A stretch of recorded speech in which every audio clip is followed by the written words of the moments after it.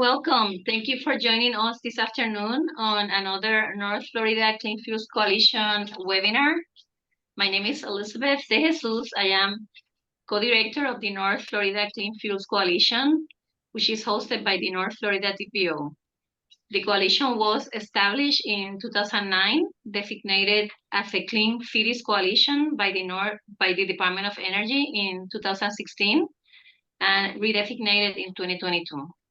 Our coalition is one of over 80 clean cities coalitions in the United States. Right now, there are 83 coalitions in the United States. Our mission is to promote the use of clean fuels to strengthen the region's economic, social, and environmental resilience through education, stakeholder engagement, planning, and strategic investment. We are fuel neutral, which means that we promote equally the use of all alternative fuels, which includes natural gas, propane, electric biofuels, and hydrogen. Through the years, we have been promoting alternative fuels in the region. We have invested over $2.5 million in alternative fuels infrastructure, plan, and studies. We recently completed our new Alternative Fuels Master Plan, which will help guide future investments in the region. You can find a link to the plan in our webpage, northfloridacleanfuels.com. Our subject today is electric vehicles. We have a fantastic panel, and I would like to introduce our moderator, Ben Moore, who is a sustainability and resiliency leader with RS&H, and he will introduce the panel. Ben has been consulting for the North Florida Clean Fuels Coalition for 15 years and has vast experience and knowledge of alternative fuels. Ben. Thank you, Elizabeth, and thank you for everyone who's joined our conversation today. We really appreciate you sharing your lunch hour with us. Again, as we bring you information on all things clean fuels, as Elizabeth mentioned, this program is brought to you by the North Florida Clean Fuels Coalition, and I just wanted to share with you a few little known but important facts about our work. I think one that is key to know is that on a per capita basis, North Florida leads the United States in displacing gasoline and diesel fuel consumption through alternative fuels. So we can all be very proud of how our region is contributing to the movement towards alternative fuel vehicles. And a key factor in this transition is electric vehicles. So I'm really excited about the panel we have today and the opportunity we have to get the local dealers, the vehicle dealers' perspective on electric vehicles. You know, there's so much information out there these days about electric vehicles and where they've been and where they're going. And to have a bunch of experts from the side of the dealer, I think is going to be very educational for all of us. So we have three local family-owned businesses who deal electric vehicles along with other cars in North Florida here to speak with you today. I'm going to let them introduce themselves individually in just a second, but just to give you a sense of who they are before I do that, we have Brian Bush, who's vice president of the Tom Bush family of dealerships, and they deal Volkswagen, Mazda, BMW, and Mini vehicles. We have Conrad Lynch, who directs operations at Key Auto Company, and they deal Buick, GMC, Hyundai, and Genesis. And then Doug Sovich, who's the director of the Duval Commercial Vehicle Solutions Group, and they deal in Chevrolet, Ford, and the Dana Safety Supply.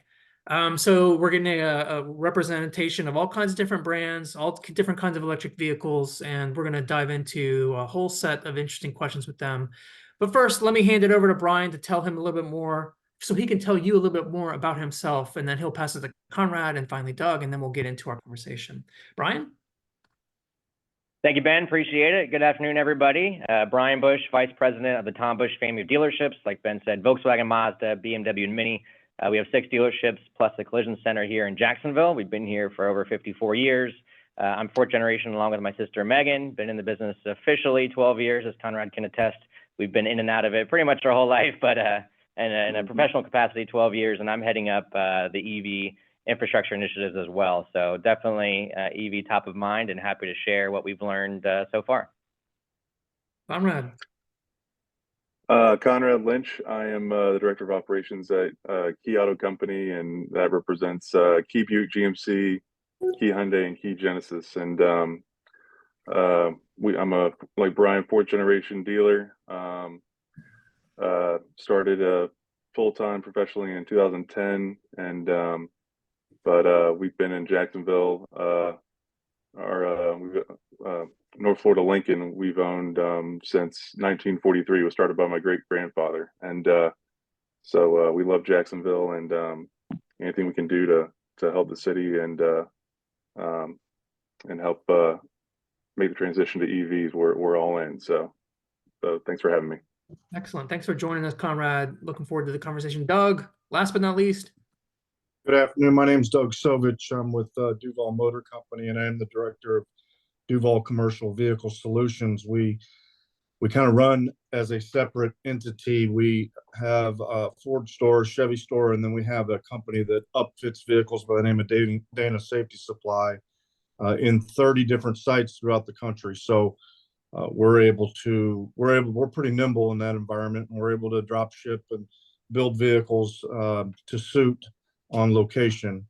Like I said, I'm the director of our commercial vehicle operations. We in Jacksonville, we have dedicated sales force with Ford and Chevy for commercial and fleet. We have a dedicated commercial service department, as well as all of the mobile service out of our company runs through Commercial Vehicle Solutions. So, quite expansive and continuing to grow. So glad to be here with you today. Thanks, everyone, for those quick introductions. Before we get into the conversation, I just wanted to point out that you can ask questions throughout this presentation through the chat function of the Zoom interface. And I really encourage you to chat your questions as we go. I'll be monitoring it and can pose your questions to the panel as we get into it. But this is a conversation between myself, Brian, Conrad, and Doug. We want you to be able to participate. But let's start out with a question to the entire group here, Brian, Conrad, and Doug. What is motivating customers to buy electric vehicles today? I'll start with you, Brian. Yeah, I mean, I think we can all agree there's a litany of reasons why, whether it's for the environment and going green, whether it's for the federal tax incentives, or the fact that they're just more fun to drive, I think. And, it's innovative new technology, and some people really like to get behind that early, and different experience. Yeah, I'll piggyback off that. I think, initially when EVs came out, it was definitely heavy on the environmental side, and it still is. But I mean, I think the driving experience is what's driving it now. I mean, you get behind the wheel of any of these, and you step on the accelerator, and it's nothing like a internal combustion engine. I mean, they're a blast to drive. And I remember we traded in a Tesla years ago, and the first time I drove it, come at a red light and hit on the accelerator, it throws you back. It's fun, and so I think that's what's driving it, just the experience of having it and driving it. Yeah, I would agree with that. The experience is it's like no other. It's fun. That's a good word for it. It's it's like an airplane taking off. It just keeps pulling and pulling and pulling, and it's definitely a different experience. And those that can, they like to get into that technology and have some fun with it. Anyone on this phone call who has a test-driven electric vehicle needs to do it. I think you guys are right. They are just a different kind of experience and a blast to drive. But I want to circle back to something that, Brian, you said. One thing that you said was motivating folks is the incentives. And there have been incentives to buy electric vehicles, I guess, since the beginning, but they've changed recently. And they're not necessarily the simplest to understand. Perhaps you could start the conversation about how you're helping folks navigate these incentives and what all these incentives might be.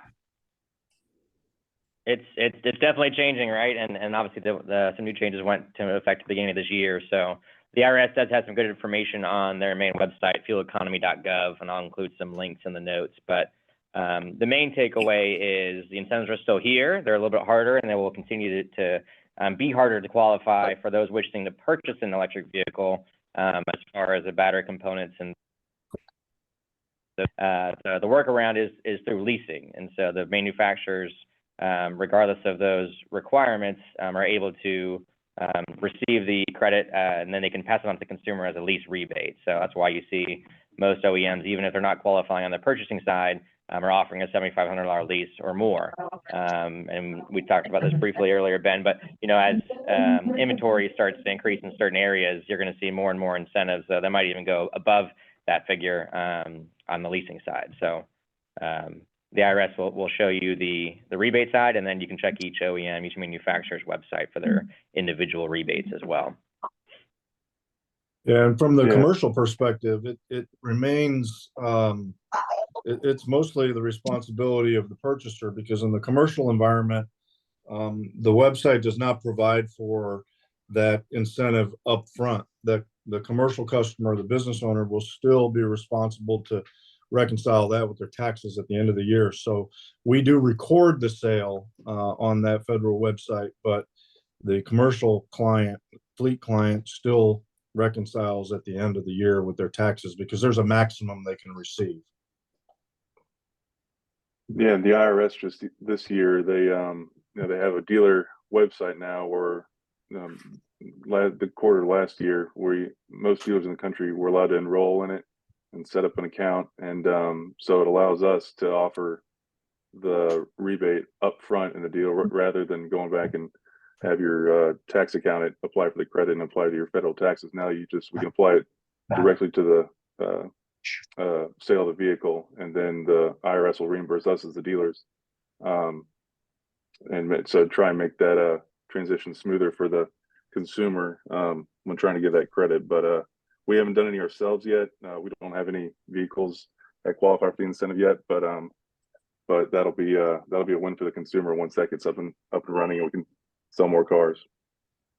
And we've done a few, Conrad, and it's been pretty smooth actually as far as getting reimbursed by the IRS. Good. On the new side, we have the Volkswagen 94 that qualifies. And on the pre-owned, you'll start to see a whole lot more eligibility across the city as you get some older aged electric cars. Obviously, it's going to take a few years for some of these models to become an eligible pre-owned, because they need to be 2 model years or older than the current year, and they have to sell for $25,000 or less. So you're starting to see some of those qualify, and then it's up to a $4,000 rebate. But the income limitations get more stringent as well on the pre-owned side. So you can see a lot on the front end on new. You can see some on the pre-owned and the lower end. You're not seeing a lot in the middle market yet, but I think over time the incentives will be there as well. Thanks for I included some links in the chat as well. I see them, and thank you for putting them in there. And thanks for those of you who are putting questions into the chat. I see them, and we'll get to those questions for sure. So keep putting those questions in there. If you have a question about these incentives, which are complex, that you'd like us to return to, put it in the chat and we'll get to it.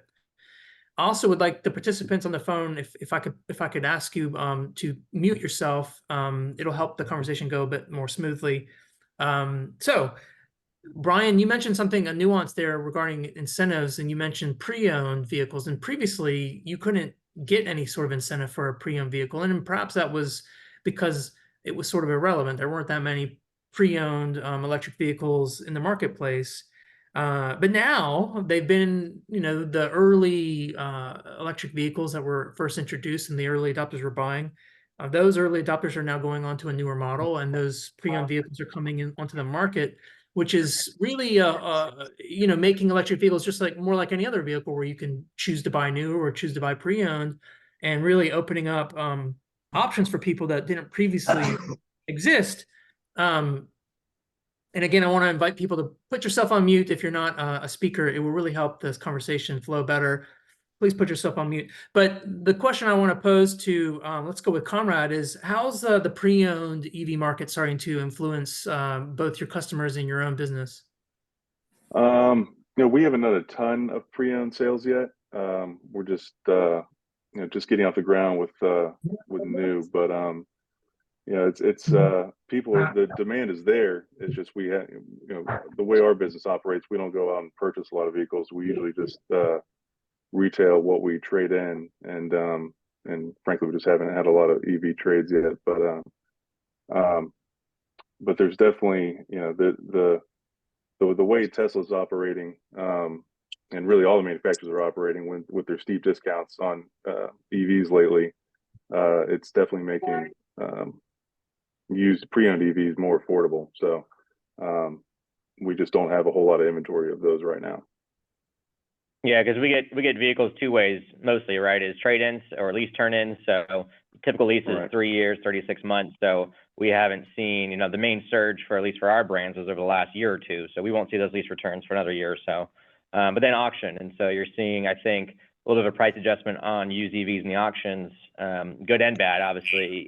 With Hertz and other rental car companies, flooding the auctions and getting rid of some of their EVs, and then some dealers who want to take advantage of possibly the pre-owned tax credit if they're in that sweet spot in value and price, are acquiring those to kind of become a used EV headquarters, if you will. So it's kind of interesting on both ends. It's this isn't really on the pre-owned topic, but I just find it interesting.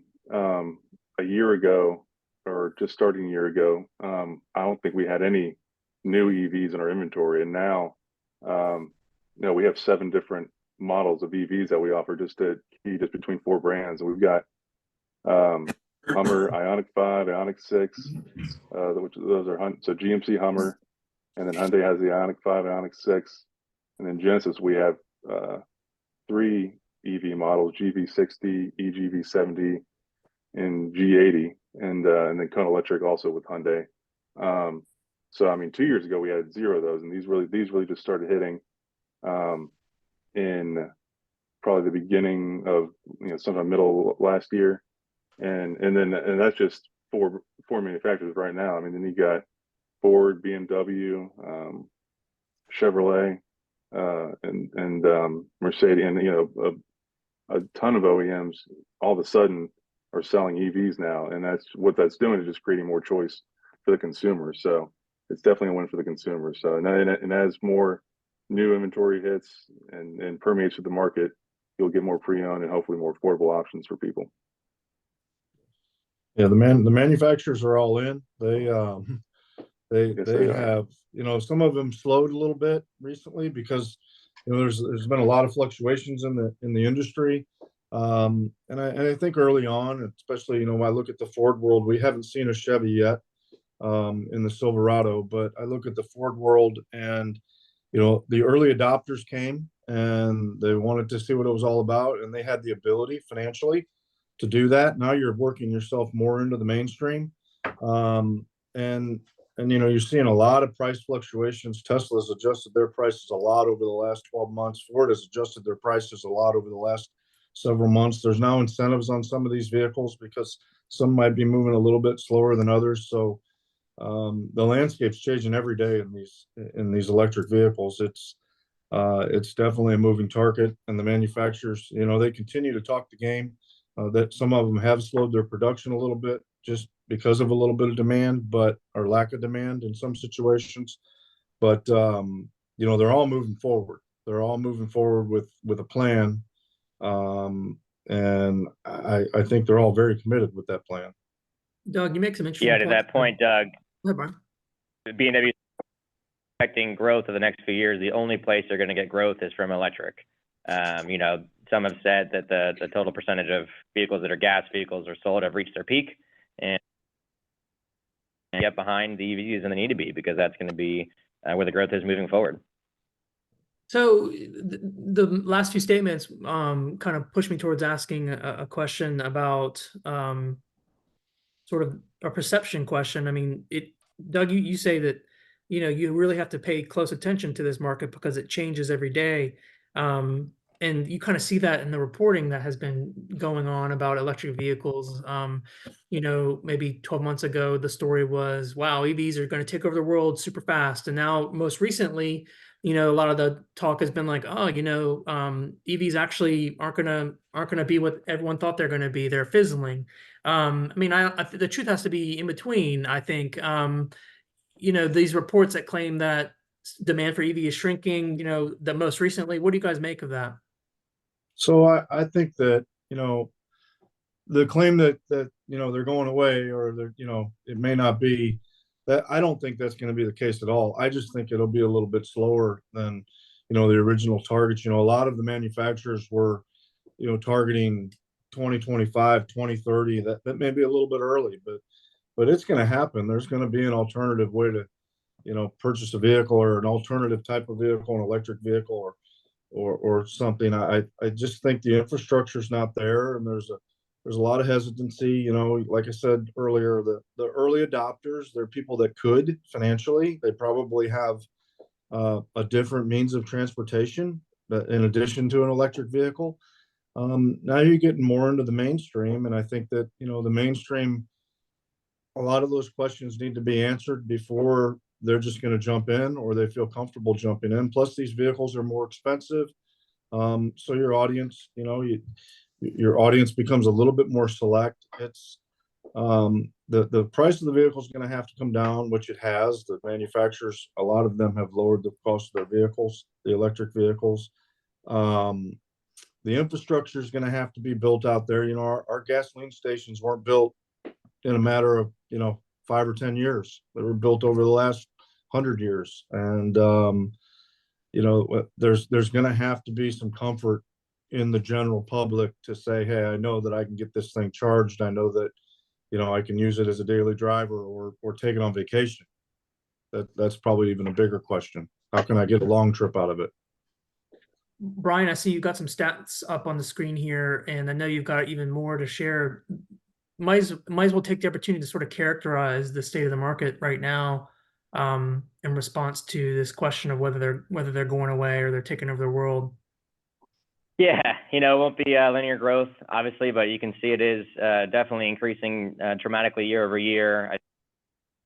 Let's see, I know last year nationwide, they were about 8% electrified, or electric, fully electric, and this year, they're expecting closer to 13%, so almost double the percentages. So, you know, it is growing, and, you know, I think Doug and Conrad would agree. You know, we're happy to sell any car that a customer wants to buy as long as we can get our hands on it. But, you know, we have to provide realistic explanations and realities of what it is.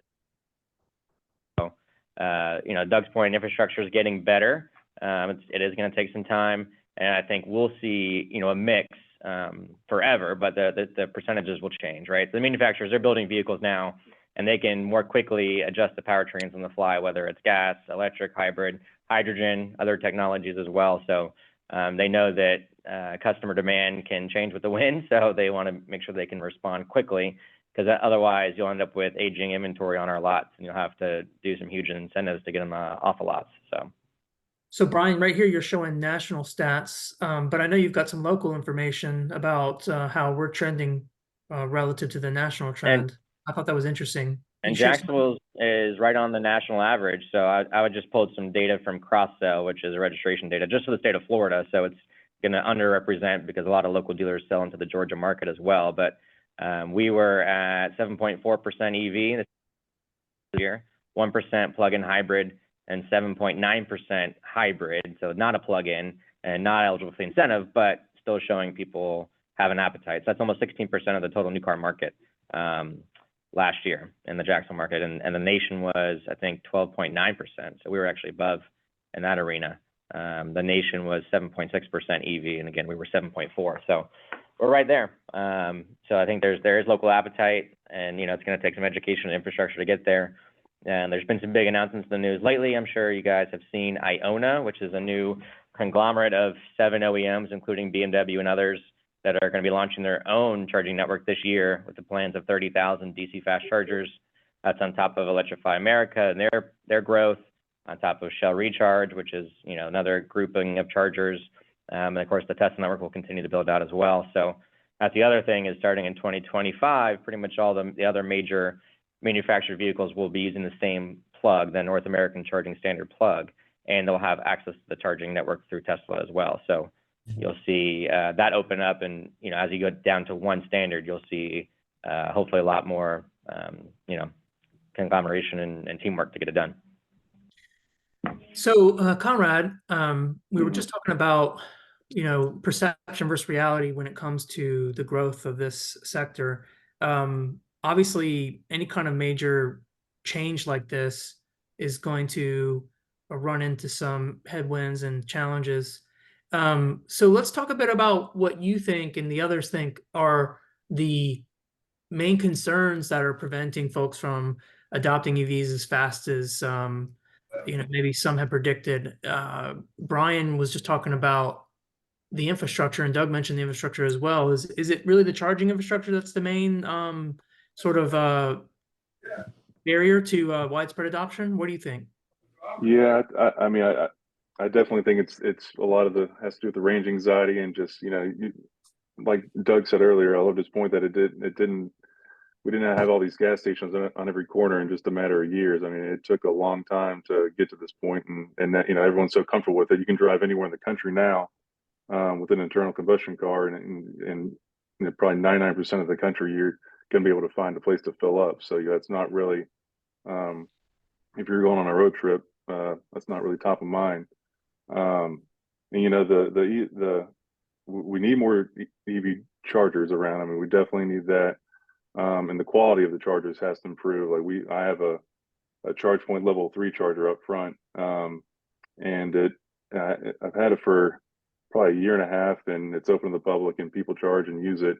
But it had some technical problems, and it needed a new power module, and luckily ChargePoint support called me, and I was able to fix it pretty quickly. But there's a lot of these EV chargers that are out, and they're out off the interstate, and not really managed like probably where I'm here every day, and we have people around every day. So if something goes wrong with it, we have someone we can get it fixed pretty quickly, as quick as ChargePoint can fix it. But you go out in some of these more rural areas where there are chargers, but there's just no one really to maintain them and keep them up to speed. So having more chargers and then making sure they're reliable. I think that's one of the main advantages Tesla has, is that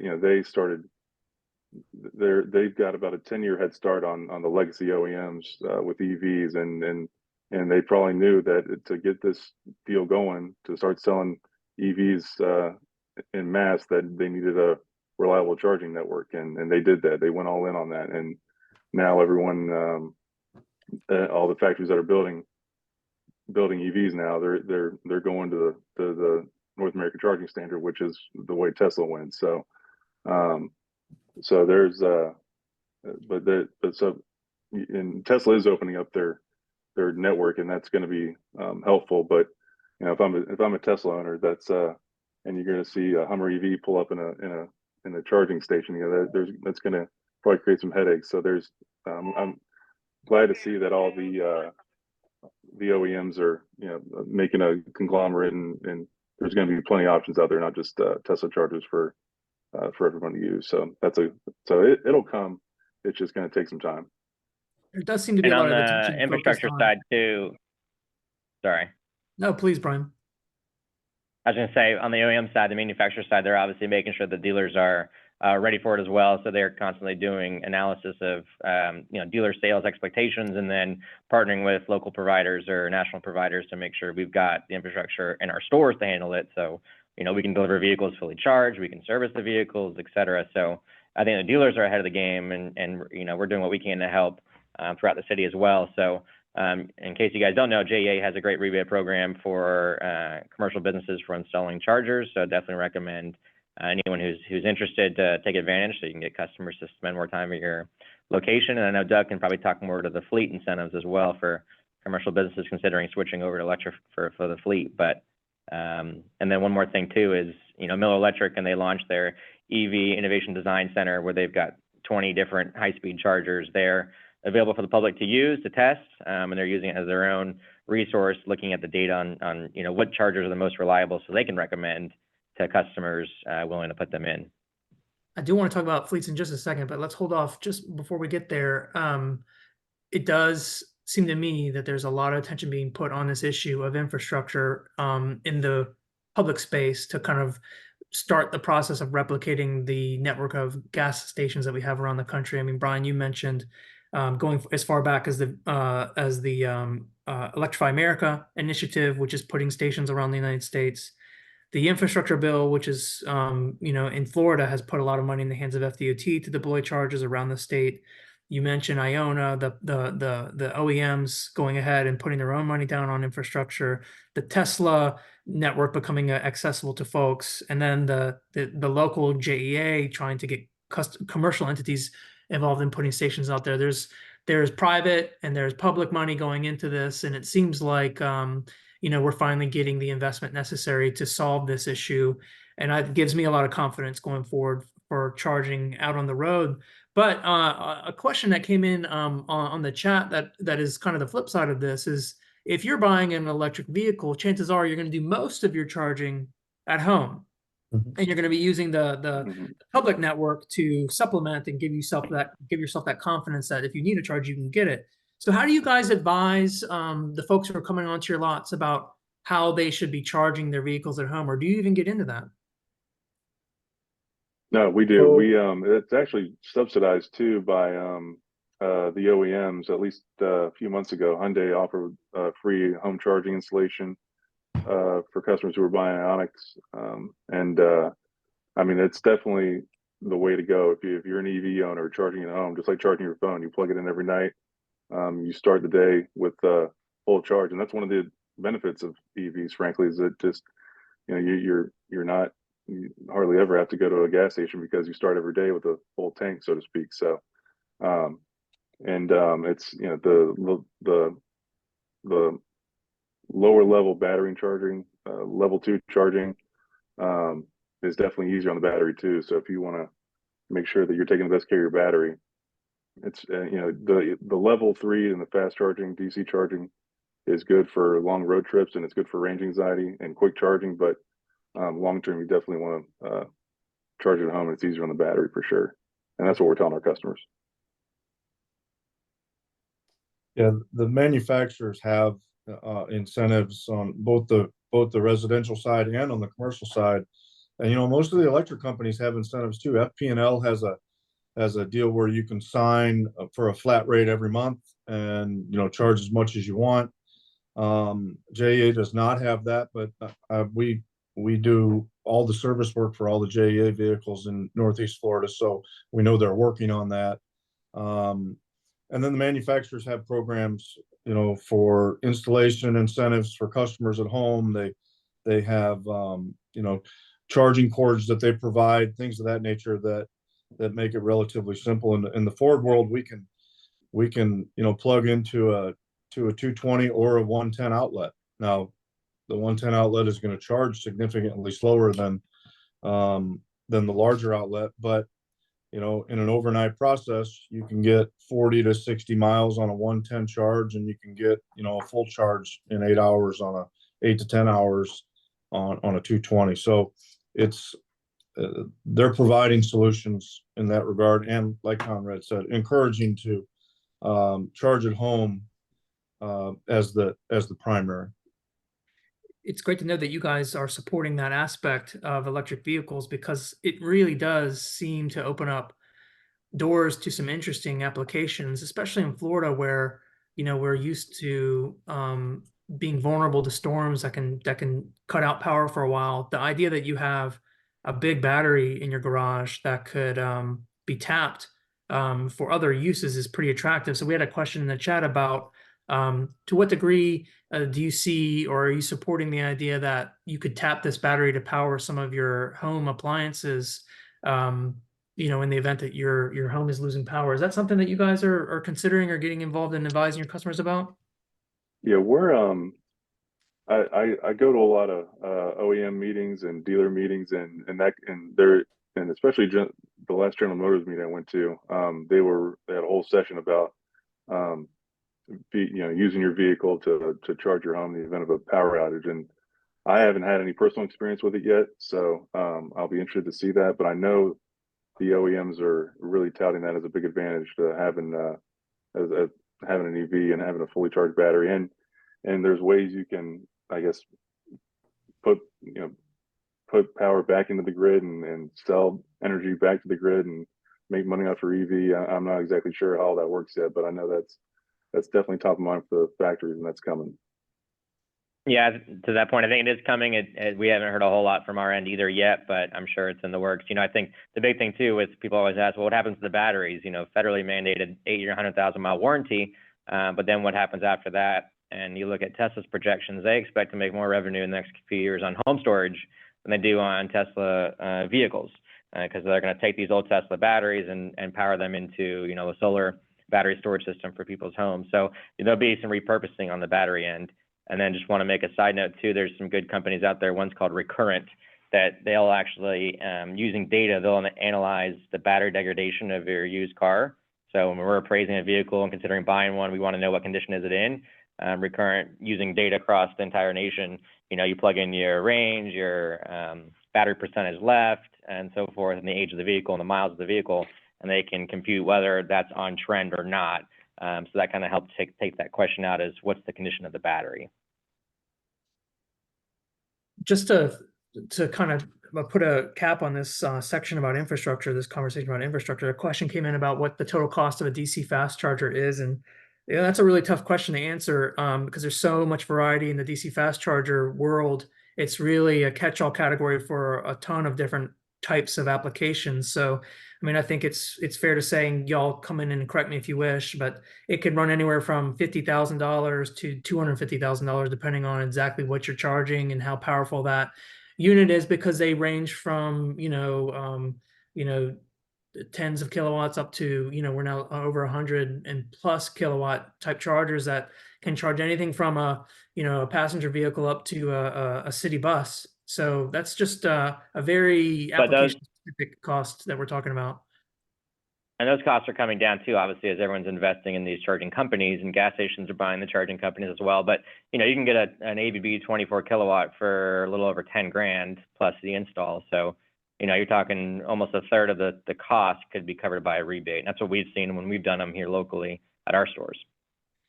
Thanks for that. And actually, the cost of the charger is expensive, but the real expensive part is the installation and the labor, and it depends on where on the property you put it. That can get very expensive.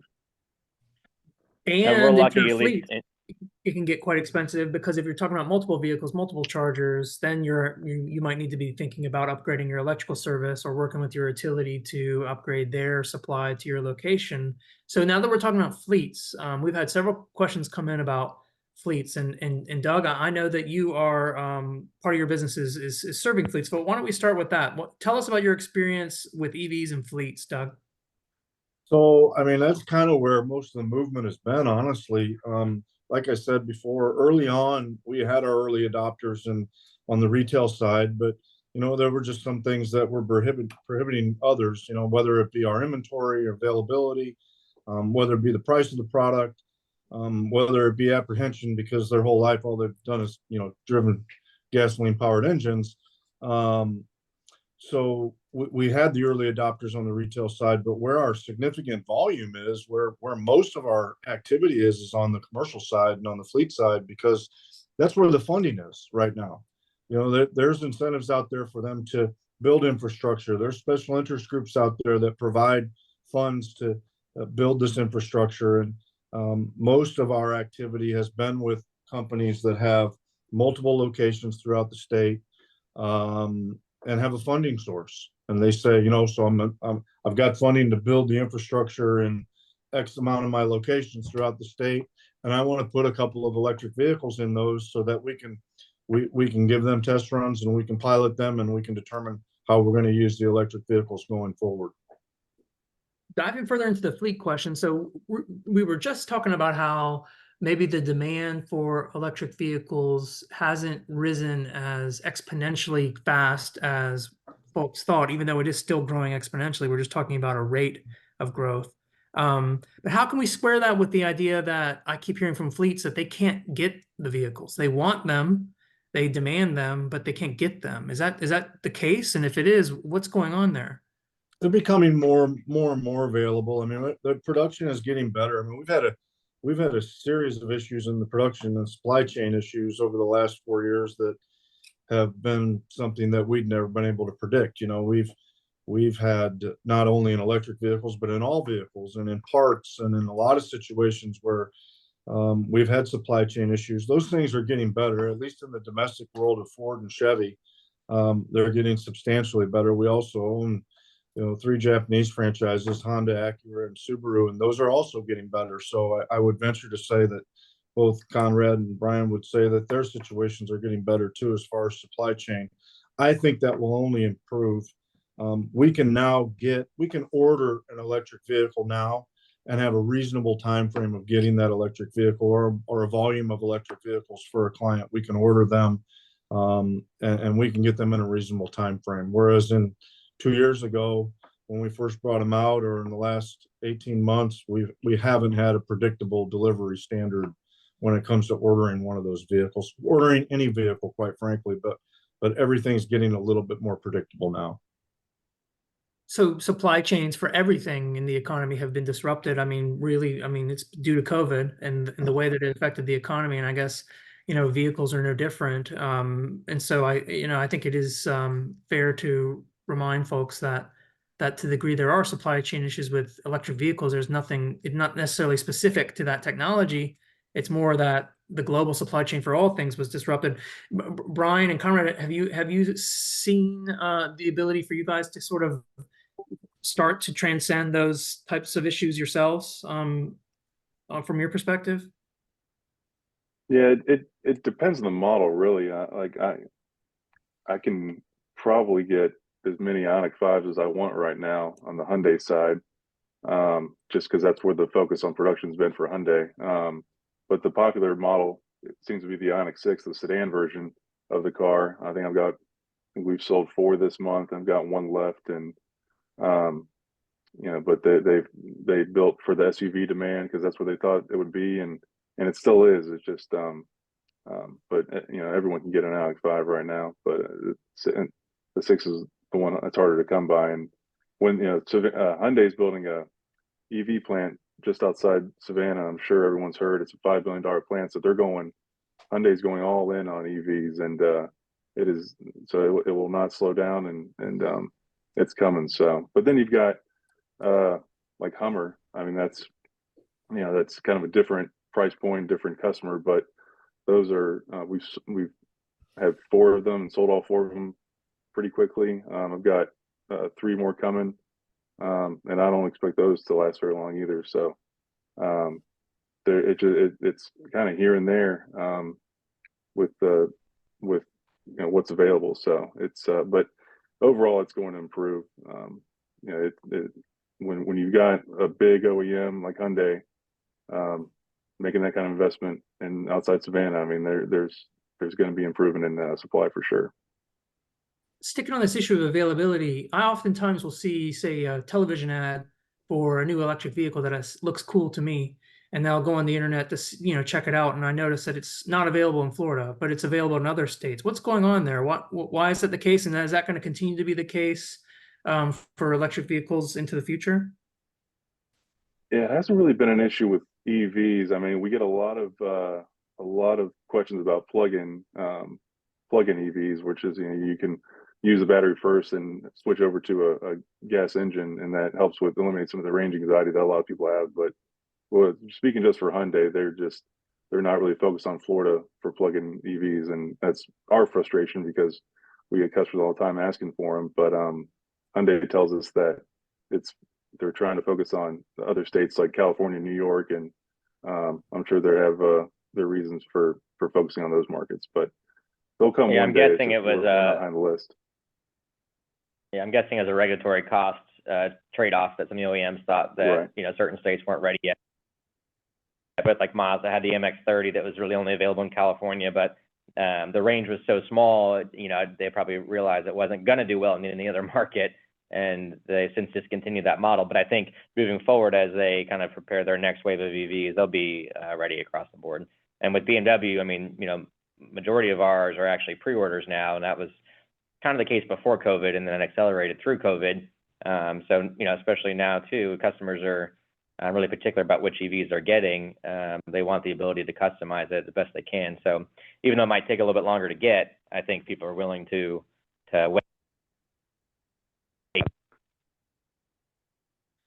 Let's talk about one specific vehicle that many people are interested in, and certainly on the fleet side, and that's the Ford F-150 Lightning.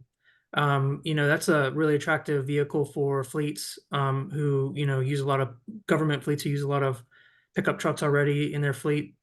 Doug, what's the outlook for the availability of that vehicle, and what could local government fleets and other kinds of fleets who use that kind of vehicle do to increase the chances of them getting one of those at an affordable price? So, like I said, that's something that, availability over the last several months has gotten extremely, I mean, it's grown a lot. And, we're able to place an order now, and we're able to get an order within a reasonable period, a 12 to 14 week period. So it's not what it was as far as the delays and, how long is it going to take us to get it, and that anxiety. So, and that's where we're seeing a lot of the activity, quite frankly, in my world, because like you say, you got the funding, and you have the size company enough to say, okay, well, I'm gonna order this many of those, and I'm gonna deploy them out throughout my company, and I'm gonna give them to select people, and we're gonna see how they're able to operate, whether it be people that they know the predictable travel of those people, and they know that they can control it, and then they can watch how the vehicle ages and how it performs, and then they can determine if it's going to be for a bigger piece of their company, or they can even, I mean, we had a landscape company that wants to buy, they've probably got 7 or 8 of them now, they want 16 of them total, and they're going to start putting their crews in them and pulling their small trailers to determine, okay, well, if the range is 240 miles or 250 miles on a base F-150 Lightning, how much am I actually going to get if I'm pulling a trailer and I got a little bit of payload in the bed, things of that nature, because that's going to affect the range as well, substantially affect the range. So they're just kind of feeling their way through it. But right now, as far as availability, you could order them, and I feel comfortable saying we'd have them within a 12 to 14 week period. Okay. So, I mean, one of the themes I'm hearing out of this conversation is that with electric vehicles, you cannot ever stop and think this is the way it is, because it's going to be changing so rapidly. So when it comes, whether it's the infrastructure to charge the vehicles, which certainly, hasn't yet become what we want it to be, or availability, the situation 6 months ago is not the situation today, and won't be the situation going forward. So I would say, to those of you who haven't been able to get an electric vehicle, maybe you need to call up one of these guys and see if the situation's changed. Let's talk about another aspect of EV ownership that is very different than the normal, and maybe where there's a difference between perception versus reality, and an area where things are going to be changing, and that's maintenance. So a lot of folks say, well, the electric vehicle has less moving parts, it's going to be cheaper to maintain. Has that been the case? And what have you seen as EV dealers on the maintenance side? What are you learning about how to keep your vehicles that you're selling operating? So it's going to be, I mean, early onset, there's going to be substantially less to maintain that vehicle. There's not a lot that's going to fail on that vehicle, but the failures are going to bring on a whole new set of challenges at the same time, because they're all technology based, and they're all based on a platform that we're not near as comfortable with as we are with a combustion engine. So we have seen tire and brake wear that has more tire and brake wear on an electric vehicle, because you've got power to mostly all 4 wheels. So you've got a little bit more tire and brake wear, but outside of that, everything that we see is going to be brand new, and we're going to have to understand that electrical challenge when we get in the middle of it. But there's no lubricants in the vehicle, things of that nature. There's not a typical failure that we see and that we've seen in vehicles over the years, gasoline vehicles over the years. And I saw Jim's ahead. comment.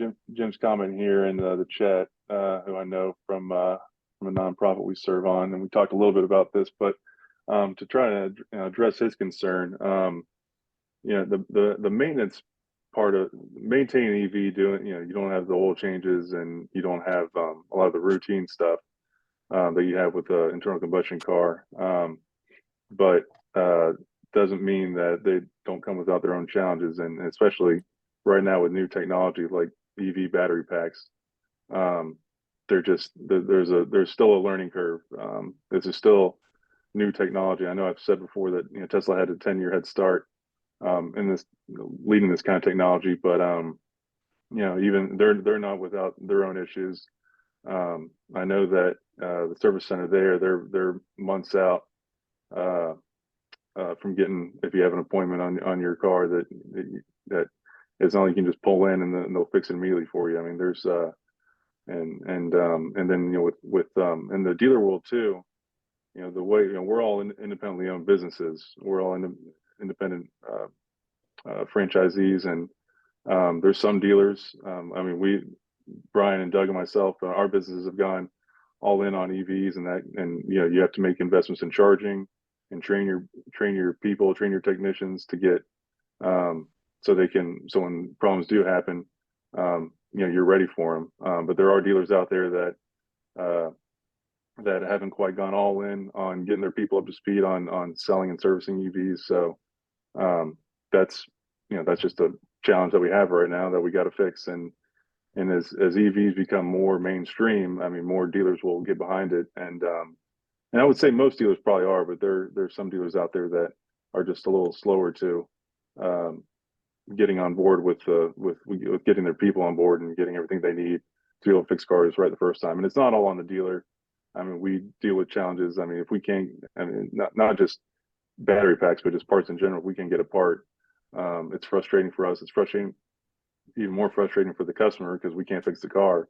But if there's a part lack of availability on parts, then we're kind of stuck there. And the factories are really they want to sell more EVs, sell EVs, so they're pushing parts to building new cars and getting them out there. So once that supply chain builds up, we should be able to get them fixed quickly. Yeah. And then, but like I said, it's just new technology. But I'll let Brian take it. Yeah, to echo that point, I mean, yes, they are supposed to be less maintenance, but I would say they're not yet. I mean, these are brand new models, brand new vehicles for these manufacturers, and they're working out the kinks. So, we're seeing more visits and more cost per RO than the traditional cars currently. Now, with long term, I think that will shift, but right now there's some learning curve. And to Conrad's point, it's a little bit harder to get some of the parts right now, so a little bit of patience. But if you're an EV driver, I would definitely recommend calling around to different dealers and saying, what's the wait time for servicing this EV, because each store might have different amounts of EV technicians, right? So there's certain minimum requirements, and then stores like us, and I'm sure Conrad and others, you're trying to get as many of the technicians certified as quickly as possible, just so we can meet demand. And I think that the technicians want it too. I mean, they know this is the direction of the industry, and they want to make sure that they have the tools to succeed moving forward. Thanks, Brian. So you mentioned earlier, Brian, that you will sell your customers what they want, and if it's EVs, that's great. You'll sell it to them. I mean, it's important. Hopefully, it's obvious to everyone that three of you guys are running businesses here. So let's think about the future. How do you think EVs, given that you're running a business, how do you see the future of your dealerships when it comes to EVs? What does it look like? Well, I would say it's probably it's going to become a more and more substantial part of our business every month, every year. I mean, it's we're selling in our environment probably at this point still single digits, but as popularity's out there, as they become more affordable, as the infrastructure continues to be built out there, as people go on with more acceptance of this product and understanding that it is more mainstream, we're gonna sell a substantial number of EVs every month, to the point where, I don't know in my lifetime, I've been doing this since 1990. I don't know that I'll see 100% EVs or a greater percentage of EVs more than a gasoline engine, but by the same token, I think those percentages are going to continue to grow and grow quite rapidly. I mean, that stat that Brian showed shows that they're almost doubling year over year, and I think we can continue to see that type of acceleration for the next several years. Yeah, I think the question is just how long it's going to take to adopt this into where you see more EVs driving on the road than you do ICE engines. I mean, it's just it's coming. It's just the factory and Genesis and GM, they all said, we're going to be full EV by 2030, and they've had to pivot that. Frankly, I mean, they've seen demand kind of slow down a little bit, and they're not pulling back by any means, but they're not going to overbuild to something where there isn't demand there. So it's going to be a mix, and I think over time it'll just grow to be more and more.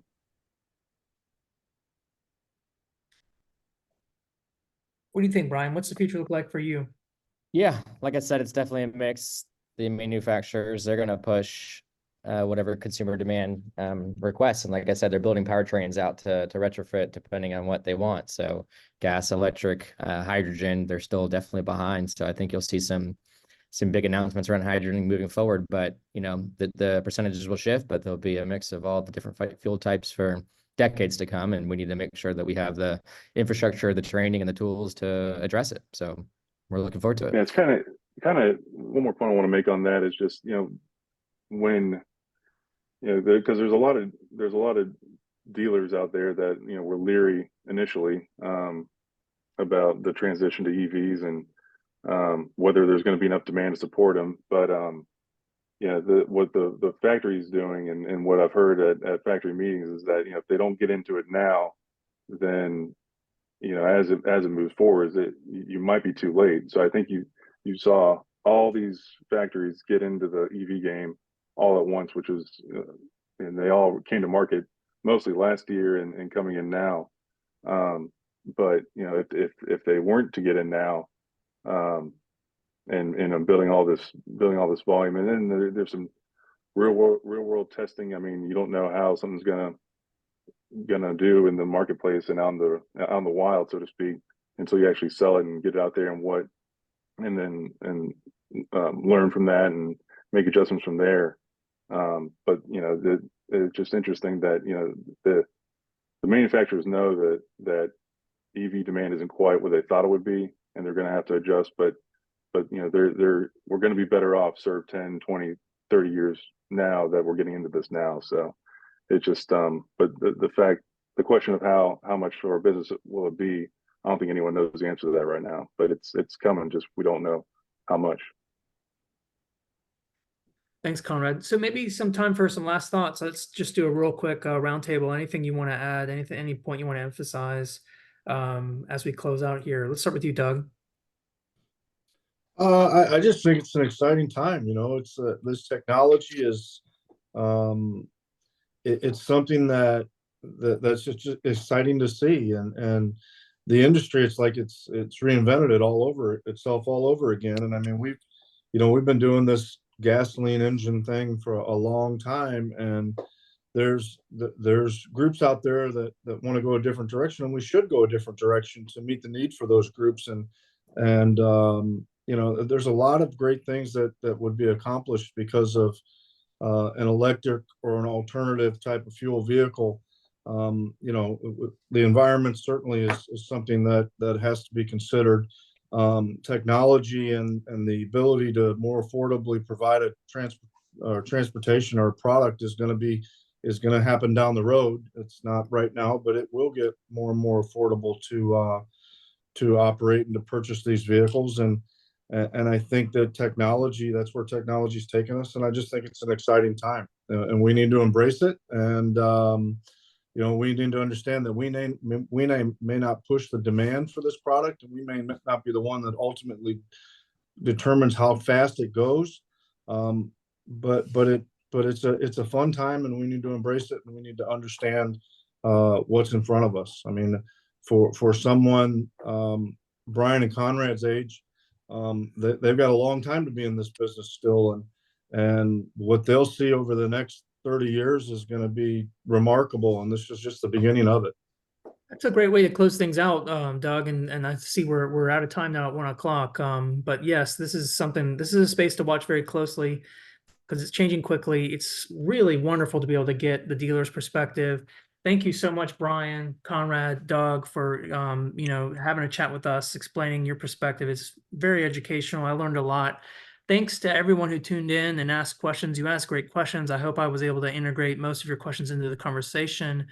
I think I did. But if you have questions that are still out there, you can contact the North Florida Clean Fuels Coalition, and we would love to get back to you. We will continue to bring content like this to you on all the alternative fuels, including electric vehicles in the future. Thanks for tuning in, and we'll see you next time. Thanks, everybody. Thank Thank you, you. everybody.